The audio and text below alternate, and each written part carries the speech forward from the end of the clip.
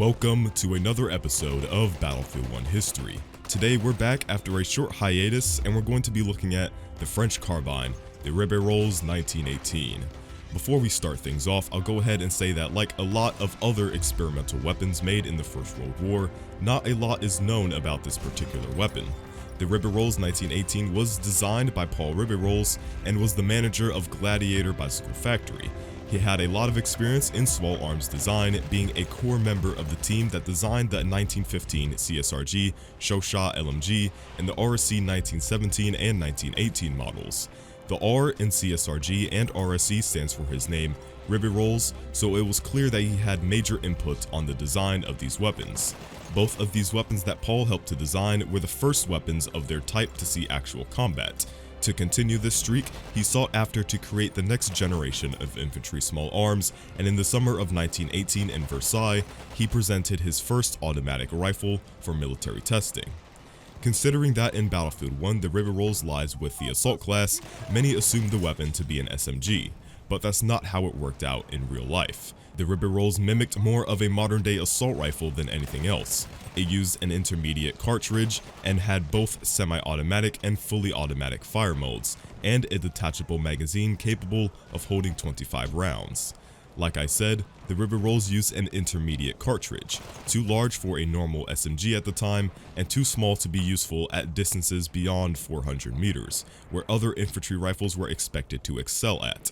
So the Ribeyrolles sat sort of in the middle, and by today's standards you can consider this weapon almost like a carbine if anything else. Too big and heavy for fast and compact use as an SMG, and too weak for a typical infantry rifle. The cartridge that the Ribeyrolles used was a modification of the 351 Winchester, modified to be semi-rimmed and to use a 8mm Lebel armor-piercing bullet. The Ribeyrolles used a simple blowback action which required a heavy bolt to be used properly.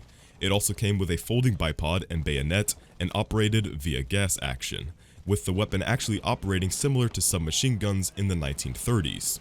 The Ribeyrolles weighed a total of 5.1 kilograms and had a length of around 1.09 meters. Now, like most of the experimental and revolutionary design of World War I weapons, the Ribeyrolles suffered from the usual reliability issues. When the French military tried out the weapon, it was said that the Ribeyrolles had 53 malfunctions of the 75 rounds that it was tested for. Clearly not a weapon to be useful in any type of combat. The Ribeyrolles was brought back for more testing in 1921 to make the weapon more reliable, but unfortunately, nothing ever came from that. The Ribeyrolles' futuristic design was out of place and not wanted by the French military, who had their eyes on other options. It was simply too long, heavy, and bulky for use as a submachine gun, and was too effective at ranges past 400 meters where other infantry rifles excelled at. So in 1921, the Ribeyrolles was rejected by the French military one last time, and the Ribeyrolles carbine was never seen again.